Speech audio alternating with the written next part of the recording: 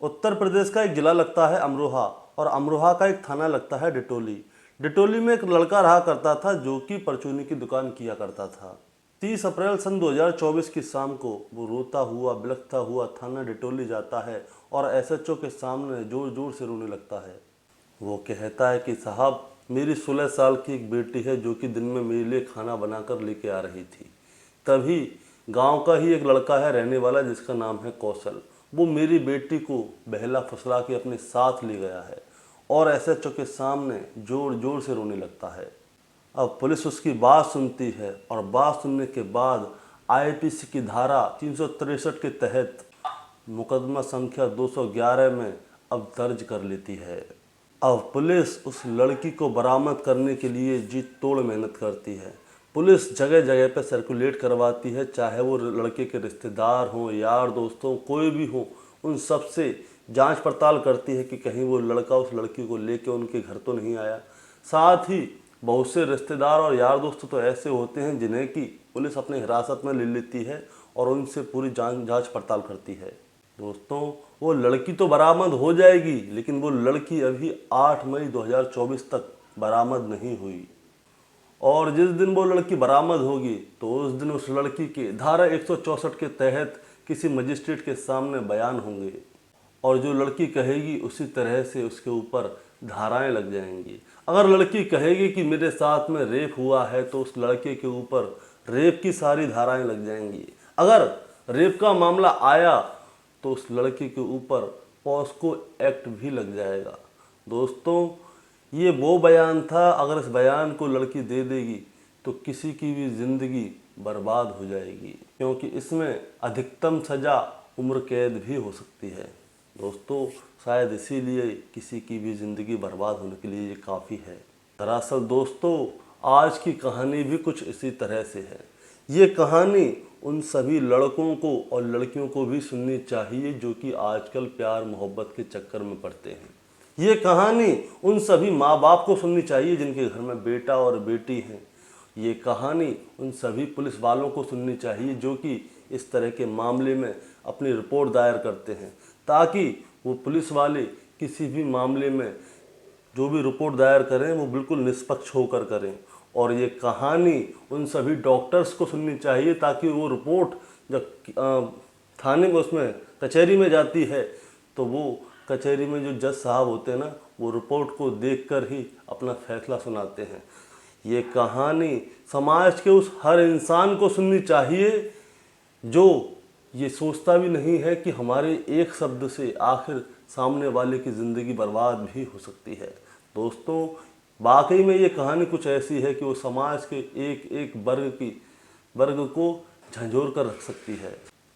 नमस्कार दोस्तों, मैं गौरव शर्मा और आप देख रहे हैं गौरव शर्मा सफ़र। दोस्तों, जो आज की सच्ची घटना है, ये सच्ची घटना है उत्तर प्रदेश का एक ज़िला लगता है बरेली और बरेली का ही एक थाना लगता है बारातली। दोस्तों, मैं बात कर रहा हूँ 2 सितंबर 2019 की। मोहल्ला दुर्गा निवासी एक विधवा महिला होती है। वो उसी शाम को रोते हुए बिलखते हुए थाने जाती है और थाने में जाकर पुलिस वाले से कहती है कि साहब, जो मेरी बड़ी बेटी है वो एक झांकी में काम करती है और उसी झांकी में एक लड़का काम करता है जिसका नाम अजय है। अब वो मेरी बड़ी लड़की के साथ काम करता है, उसे जानता है, तो इसीलिए उस लड़के का मेरे घर पे आना जाना भी है। दोस्तों, अभी तक कहानी सब कुछ ठीक चल रही थी, लेकिन 29 अगस्त 2019 को वो विधवा महिला अपनी बड़ी बेटी के साथ बाजार जाती है किसी काम के लिए और अब उसके घर पे उसकी छोटी बेटी होती है जिसकी उम्र लगभग 15 साल होती है। अब इसी बीच मेरे घर पे अजय आता है और मेरी छोटी बेटी को बहला फुसला के अपने साथ ले जाता है। साहब, मुझे समझ में नहीं आ रहा कि अजय मेरी बेटी को आखिर लेके गया तो कहाँ लेके गया। मैंने उसको हर जगह देखा लेकिन वो अजय मुझे कहीं नहीं मिला। मैं उसके कमरे पे गई, कमरे पे भी ताला लगा हुआ था। अड़ोसी पड़ोसियों से पूछा कि क्या आपने अजय को देखा है, तो सबने मेरे से मना कर दिया कि मैंने अजय को नहीं देखा। अब वो औरत थाने में रो रही थी, बिलख रही थी और अपने बारे में बताती है कि मैं एक विधवा माँ हूँ, अपनी बेटियों को जैसे तैसे पाल रही हूँ। जब उसने अपने विधवा होने की बात कही तो पुलिस वालों की थोड़ी आत्मा पसीज जाती है और अब वो उसकी रिपोर्ट लिखते हैं। अब उसका मुकदमा जो होता है वो अपराध संख्या 1029 और इसकी जो धारा होती है वो धारा होती है आईपीसी की धारा 363, जो कि किडनैपिंग की धारा लगती है। दोस्तों, अब पुलिस इस मामले को बड़ी गंभीरता से लेती है और पुलिस अब उस लड़के को और उस लड़की को, जो कि जिसकी उम्र 15 साल थी और जो लड़का है बताया जा रहा है कि वो लड़का जो है बालिग था, अब इन दोनों को ढूंढने के लिए जगह जगह पे दबिश मारती है और जगह जगह पे जो लड़का होता है उसके परिवार वाले लोगों से, उसके रिश्तेदारों से, उसके दोस्तों से पूछताछ करती है और बहुत से लोगों से कड़ी पूछताछ भी करती है। लेकिन जब तक पुलिस के हाथ में कुछ नहीं आ जाता, पुलिस अभी हार मानने वाली नहीं है। लेकिन आखिरकार अजय और वो 15 साल की लड़की पुलिस के हत्थे लग जाते हैं और पुलिस उन दोनों को बरामद कर लेती है। अब लड़के को तो हवालात में डाल दिया जाता है और जो लड़की होती है उसके बयान किसी मजिस्ट्रेट के सामने 164 के तहत दर्ज कराए जाते हैं। अब जब लड़की के बयान दर्ज कराए जा रहे थे तो लड़की ने मजिस्ट्रेट के सामने साफ साफ कहा कि साहब, ये मुझे अपने साथ दिल्ली लेकर गया था, इसने मुझे खाने में कोई नशीला पदार्थ खिला दिया था ताकि मैं सो जाऊं और मुझे पता भी नहीं चला कि ये मैं कब दिल्ली पहुंच गई। जब मेरी आंखें खुली तो मुझे दूसरा शहर, दूसरे लोग नज़र आए। अब ये मेरे साथ में जब इसका मन करता था मेरे साथ बलात्कार किया करता था, मैं इससे मना करती थी तो ये मेरे को मारता था, पीटता था, इसने मेरे हाथ पैर बांध दिए और जब इसकी मर्जी हुआ करती थी तब ये मेरे साथ में ये गंदा कृत्य किया करता था और मैं अपने आप को बचा नहीं पाती थी। अब जब पुलिस ने उस लड़की की सारी बातें सुनी तो जो लड़के के खिलाफ पहले ही एक एफआईआर दर्ज थी उसमें रेप के खिलाफ, मारपीट के खिलाफ और अपहरण की, इन सभी की धाराएं ऐड कर ली। अब ये सारी धाराएं ऐड करने के बाद पुलिस ने इसकी एक चार्जशीट बनाई और चार्जशीट अदालत में पेश कर दी। और अब जैसे ही मामला अदालत पहुंचता है तो पुलिस इस लड़के को गिरफ्तार करती है और गिरफ्तार करके सीधी जेल पहुंचा देती है और लड़की को उसके माँ को सौंप दिया जाता है। अब दोस्तों, धीरे धीरे करके ये लड़की बड़ी हो रही होती है, लड़का जेल में होता है, समय बीतने लगता है और कोर्ट में केस चलता रहता है। दोस्तों, अब लड़की बालिग हो जाती है। जैसे ही लड़की बालिग होती है तो इसकी माँ इसके लिए एक लड़का तलाशती है और इसकी शादी कर देती है। लेकिन अभी केस जो था वो ख़त्म नहीं हुआ था। अभी केस ख़त्म नहीं हुआ था तो अब क्या होता है, शादी के बाद भी जब डेट आती थी, कोर्ट की तारीख आती थी, तो उस लड़की को बार बार कचहरी आना पड़ता था।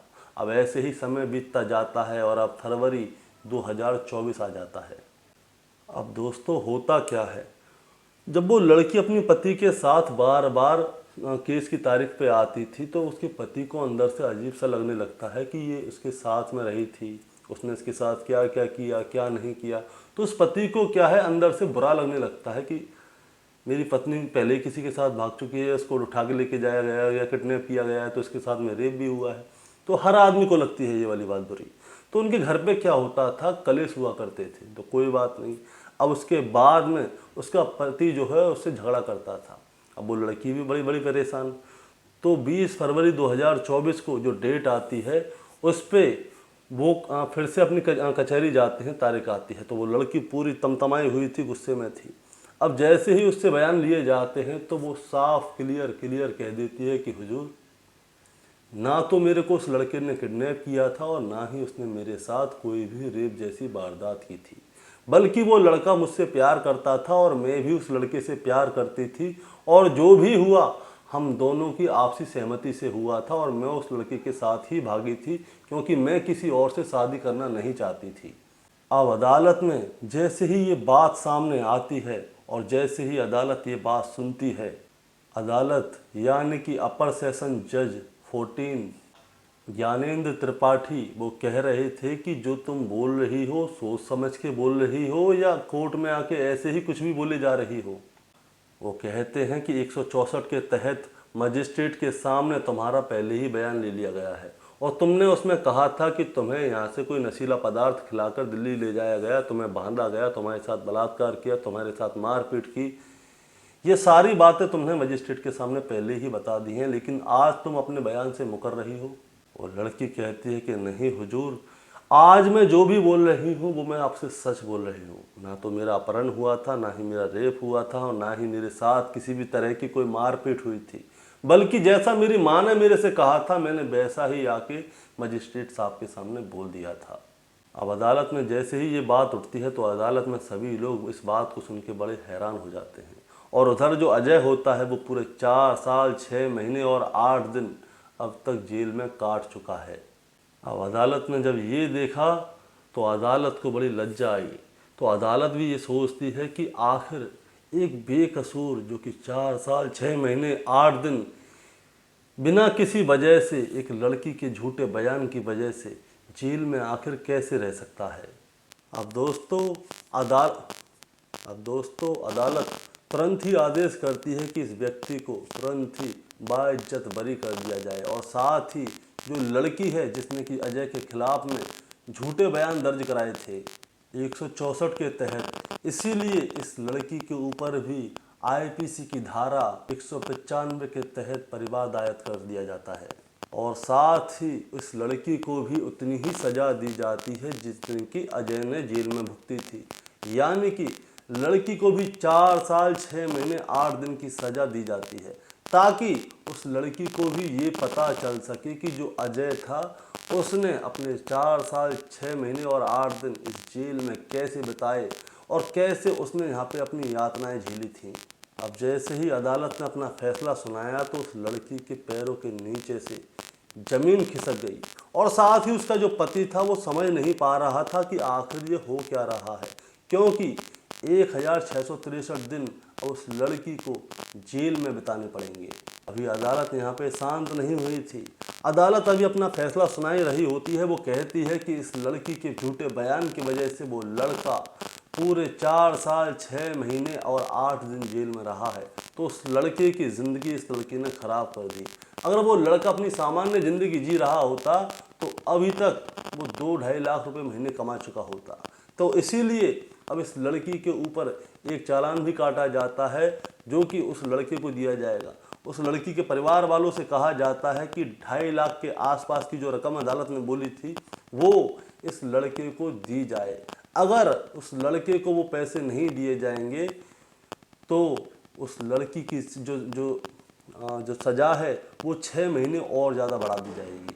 दोस्तों अदालत ने जो रकम उस लड़की को बोली थी वो थी 2,88,822 रुपये। और वो लड़की अगर उसे नहीं देगी तो 6 महीने की सज़ा और बढ़ जाएगी। दोस्तों बस ये कहानी थी। अब जैसे ही ये कहानी अखबारों के ज़रिए सोशल मीडिया के ज़रिए लोगों तक पहुंचती है तो लोग इसे पढ़ते हैं और अपने साथियों के साथ शेयर करना शुरू कर देते हैं। जो जज साहब होते हैं ज्ञानेंद्र त्रिपाठी जी, उनकी लगातार प्रशंसा हो रही होती है। और साथ ही साथ लोग ये भी कह रहे होते हैं कि संभवतः ये हिंदुस्तान का पहला ऐसा केस होगा कि जिसमें लड़की ने झूठे बयान देके जो लड़के को जेल पहुंचाया था। जैसे ही जज साहब को पता चला कि लड़की ने झूठे बयान दिए हैं, तुरंत उस सज़ा को उल्टा पलट के उस लड़की के ऊपर डाल दिया। जितने दिन वो लड़का जेल में था उतने दिन ही ये लड़की भी जेल में रहेगी। जितने दिन उस लड़के ने अपनी ज़िंदगी जो बर्बाद हो गई थी, जो काम का धंधा नहीं कर पाया था, पैसे नहीं कमा पाया था, उतने पैसे वो लड़की उस लड़के को देगी। इस बात को सुनकर और इस बात को पढ़कर लोग बहुत ज़्यादा खुश हो रहे थे। अब लड़की जेल चली जाती है। दोस्तों लड़की जैसे ही जेल जाती है उसके दूसरे दिन से ही अखबार में खबर आने लगती है कि बरेली ज़िले के अंदर लगभग 5,000 केस ऐसे चल रहे हैं जिनमें कि अपराध की धारा जो थी वो बलात्कार की थी। मतलब कि उसमें ज़्यादातर केस ऐसे थे जिसमें कि लड़की ने आरोप लगाया हुआ था कि मेरे साथ बलात्कार हुआ है। दोस्तों अगर बरेली में लगभग 5,000 केस ऐसे हैं जिसमें कि बलात्कार की धाराएं लगी हुई हैं, तो अगर हम पूरे देश में अगर देखें तो शायद ये संख्या लाखों करोड़ों में जा सकती है।